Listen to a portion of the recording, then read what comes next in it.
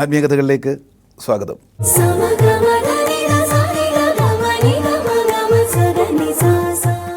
ആത്മീയകഥകളിൽ ഇന്ന് നാം മനസ്സിലാക്കുന്നത് ശക്തമായ ഓറ ഉള്ളവരുടെ ലക്ഷണങ്ങൾ. അതെ, ഓറയെ സംബന്ധിച്ച് സർവ്വസാധാരണമാണ്. ആത്മീയ രംഗത്തുള്ളവർക്കൊക്കെ സുപരിചിതമാണ്, അല്ലാത്തവരും കേട്ടിട്ടുണ്ട്. നമ്മുടെ ഊർജ കേന്ദ്രങ്ങളെയാണ് ഓറകൾ എന്ന് പറയുന്നത്. അപ്പോൾ ശക്തമായ ഓറ ഉള്ളവർക്ക് ചില പ്രത്യേകതകളുണ്ടാകും, ഐഡൻറ്റിഫൈ ചെയ്യാൻ സാധിക്കും. ഞാനിത് പറയുമ്പോൾ പലപ്പോഴും നിങ്ങൾക്കും ഇതിൽ ചില അനുഭവങ്ങളൊക്കെ ജീവിതത്തിൽ സംഭവിച്ചിട്ടുണ്ടാകാം. അപ്പോൾ നമ്മൾ അത്ഭുതപ്പെട്ടു, ഇതെന്താ എനിക്കിങ്ങനെ സംഭവിച്ചത്, അല്ല എനിക്ക് പ്രത്യേക എന്തെന്തോ കഴിവുണ്ടോ? ചിലർ ഭയപ്പെടാറുണ്ട്. ചില പ്രത്യേക നിമിഷങ്ങളിൽ ചില അമാനുഷികമായ സന്ദർഭങ്ങളിലേക്ക് അമാനുഷികമായ രീതിയിലുള്ള ചില കാര്യങ്ങളൊക്കെ നമ്മൾ സംഭവിക്കുന്നു. ഇതിൻ്റെയൊക്കെ പിന്നിലെ രഹസ്യം, ചില വേളകളിൽ ചില സന്ദർഭത്തിൽ നിങ്ങളുടെ ഓറയുടെ എനർജി ലെവൽ ഒന്ന് ട്യൂണ്ടാകും. ഏതാനും നിമിഷത്തേക്ക്, ഏതാനും മണിക്കൂറുകളൊക്കെ നിൽക്കുമ്പോൾ അതിനനുസരിച്ച് പ്രപഞ്ചത്തിൽ, പ്രകൃതിയിൽ, ചുറ്റുപാടുകളിൽ നിന്നുള്ള ജീവജാലങ്ങളോ വ്യക്തികളോ ഒക്കെ പല വിധത്തിൽ നിങ്ങളോട് പെരുമാറാറുണ്ട് അനുകൂലമായിട്ട്. നമുക്കത് അത്ഭുതമായിട്ടൊക്കെ തോന്നാം. അത്തരത്തിൽ നല്ല ക്ലെൻസ്ഡ് ആയിട്ടുള്ള ഓറയുള്ളവരുടെ ചില ലക്ഷണങ്ങൾ, പ്രത്യേകിച്ച് അത് സിസ്റ്റമാറ്റിക്കായിട്ടൊരു ഉപാസന പോലെ ഓറയെ പരിപാലിച്ചു പോരുന്നവർക്ക് അത് വലിയ അത്ഭുതമൊന്നുമല്ല, അവർ ജീവിതത്തിൽ അനുഭവിക്കുന്നതാണ്, നേടുന്നതാണ്. അതിൽ പ്രധാനമായിട്ടും ഇവർക്ക് രോഗപ്രതിരോധ ശക്തി കൂടുതലായിരിക്കും മറ്റുള്ളവരെക്കാട്ടിലും. ഒരുമാതിരി ചെറിയ ചെറിയ രോഗങ്ങളോ അസുഖങ്ങളൊന്നും വരില്ല. പനിയോ ചുമയോ തലവേദനയോ വയറ്റ് വേനയോ നീർക്കെട്ടോ ഇങ്ങനൊന്നും വരില്ല. നമ്മൾ കണ്ടിട്ടില്ലേ പഴയ ആൾക്കാരെയൊക്കെ, അവർ ചിട്ടയോടുകൂടി ഒരു ജീവിതശൈലി, ആത്മീയ ജീവിതശൈലി നയിച്ചിട്ടുള്ളവർക്കൊക്കെ ആശുപത്രിയിൽ പോലും കയറിയിട്ടുണ്ടാവില്ല.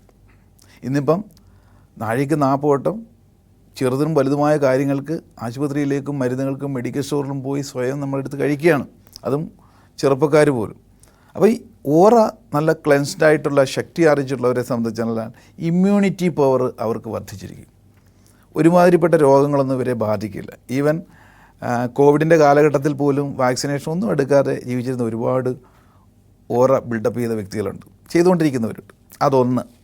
മറ്റൊന്ന്, സെൻറ്റർ ഓഫ് അട്രാക്ഷൻ ഇവർക്ക് ലഭിക്കും എന്നുള്ളതാണ്.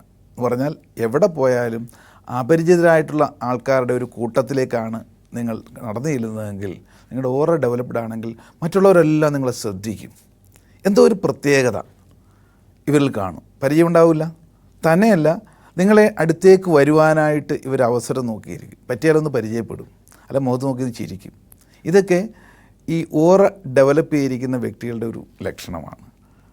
മറ്റൊരു പ്രത്യേകത, ഇത്തരത്തിൽ ഓറ ശക്തിയുള്ള വ്യക്തികൾ ഏതെങ്കിലും ഒരു ഷോപ്പിൽ കയറി ചെന്നാൽ, ഒരു ബേക്കറി ആയിക്കോട്ടെ, ഒരു മെഡിക്കൽ സ്റ്റോർ ആയിക്കോട്ടെ, ഒരു ലേഡീസ് സ്റ്റോർ ആയിക്കോട്ടെ, അതുവരെ അവിടെ ആൾക്കാരൊന്നും ഉണ്ടാവില്ല.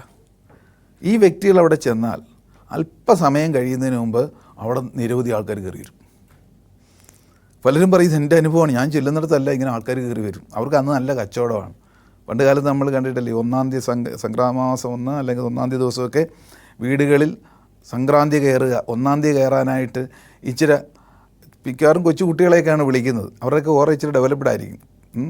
അങ്ങനെ വീടുകളിലേക്ക് ഇങ്ങനെ ഓറ ശക്തിയുള്ളവരെ കയറ്റാറുണ്ട്. അപ്പോൾ ഇപ്പോഴും നമ്മളുടെയൊക്കെ ജീവിതത്തിൽ പലർക്കും ഇത് അനുഭവമാണ്.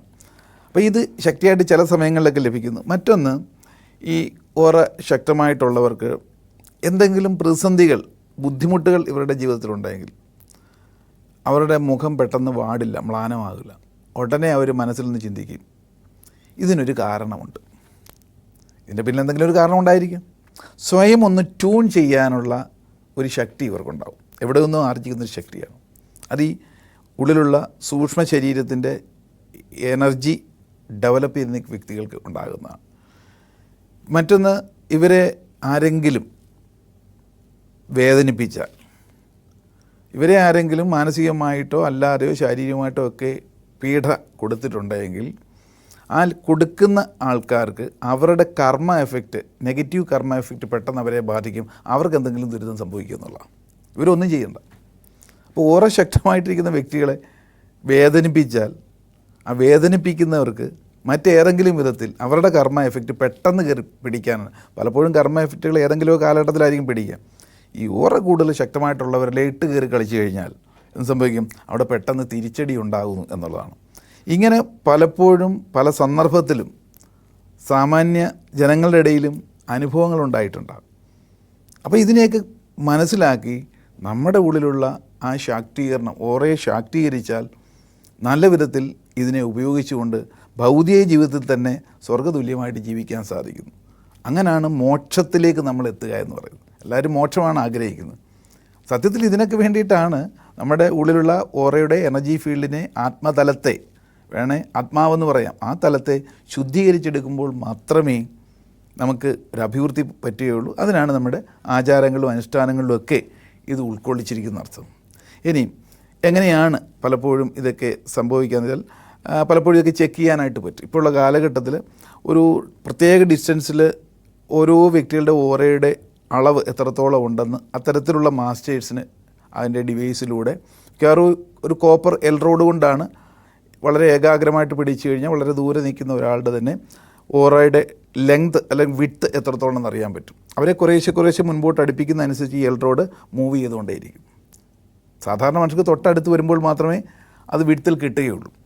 അപ്പം ഇതിനെ ഒന്ന് ക്ലെൻസ് ചെയ്യിക്കുന്നതിന് വേണ്ടിയിട്ടുള്ള പ്രക്രിയകളൊക്കെ നിരവധി പണ്ടും നമ്മൾ കണ്ടിട്ടുണ്ട്. എവിടെയെങ്കിലും ഉപാസന പോലെ ഭജന വിരിക്കുക എന്ന് പറയും. അവിടെ ഭജന ഇരുന്ന് നിഷ്ഠയോടുകൂടിയുള്ള കുളി, പ്രാർത്ഥനകൾ, ഇതിങ്ങനെ ചെയ്ത് ചില ആചാര്യൻ്റെ ചെയ്തികളിലൂടെ ഓറയെ ഡെവലപ്പ് ചെയ്യുമ്പോൾ ആ ശാന്തി കിട്ടുന്നു, അവർ വീട്ടിൽ മടങ്ങിപ്പോകുന്നു.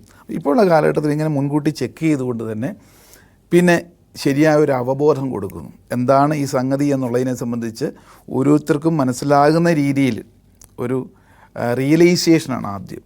നമ്മുടെ ഉള്ളിലുള്ള എനർജി ഫീൽഡും പുറമേയുള്ളതും തമ്മിൽ എങ്ങനെയാണ്, അതെങ്ങനെ പ്രവർത്തിക്കുന്നു എന്നുള്ള ഒരു റിയലൈസേഷനിലേക്ക് ഫസ്റ്റ് എത്തിക്കും. 4 ഘട്ടമാണ്. ഒന്ന്, സ്വയം തിരിച്ചറിയലാണ്.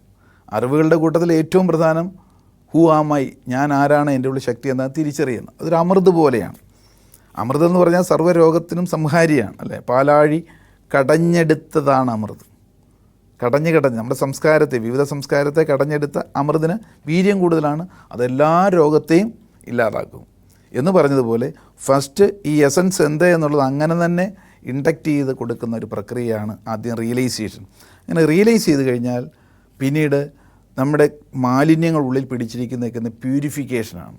ഓരോ നല്ലതുപോലെ ശക്തിയുള്ള ഒരു വ്യക്തിയെ സംബന്ധിച്ച് പറഞ്ഞാൽ അവർക്ക് മുൻകൂട്ടി പലതും കാണാൻ പറ്റും, അല്ല സംഭവിച്ചിരിക്കും.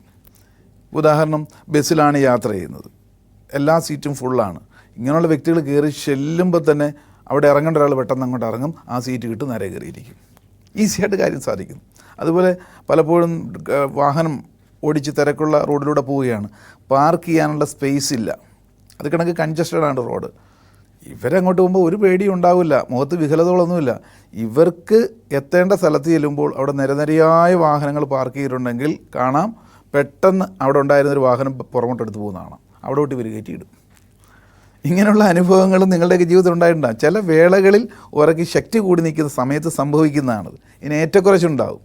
ഒന്നും കൺസിസ്റ്റൻ്റ് അല്ല സാധാരണക്കാർക്ക്. നമ്മുടെ പ്രഭാതം അല്ലെങ്കിൽ ഉച്ചസമയം, വൈകിട്ട്, ഈ 3 സമയത്തും മാറ്റങ്ങളുള്ളതുപോലെ തന്നെ മനസ്സിൻ്റെ ചാഞ്ചാട്ടം കൊണ്ട് ഈ എനർജി ലെവൽ പരസ്പരം നമുക്ക് പലപ്പോഴും പൂരകങ്ങളായിട്ട് നിർത്താൻ പറ്റുന്നില്ല. ഇത് സമനിലയ്ക്ക് കൊണ്ടുപോകണമെങ്കിൽ ഇതറിഞ്ഞുകൊണ്ട് തന്നെ ഈ നമ്മുടെ ഓറ ലെവലിനെ ശക്തി കൂട്ടാനുള്ള ശാസ്ത്രീയമായിട്ടുള്ള കാര്യങ്ങൾ ആദ്യം തിരിച്ചറിയുക. അതിനുവേണ്ടിയുള്ള പ്രാക്ടീസുണ്ട്.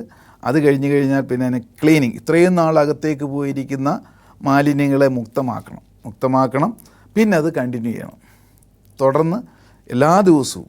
അപ്പോൾ പലരും ചോദിക്കാറുണ്ട്, ഇത് എത്ര നാൾ ചെയ്യേണ്ടി വരുമെന്നിട്ട്. എത്ര നാൾ നമ്മൾ ശരീരത്തിന് എന്തെല്ലാം ചെയ്യുന്നു അതേപോലെ ഇതും ഇതിൻ്റെ ഭാഗമാക്കണം. കാരണം നമ്മുടെ ശരീരവും മനസ്സും ഒരുമിക്കുമ്പോഴാണ് ഈ ഭൂമിയിലെ ജീവിതം പൂർണ്ണമാകുന്നത്.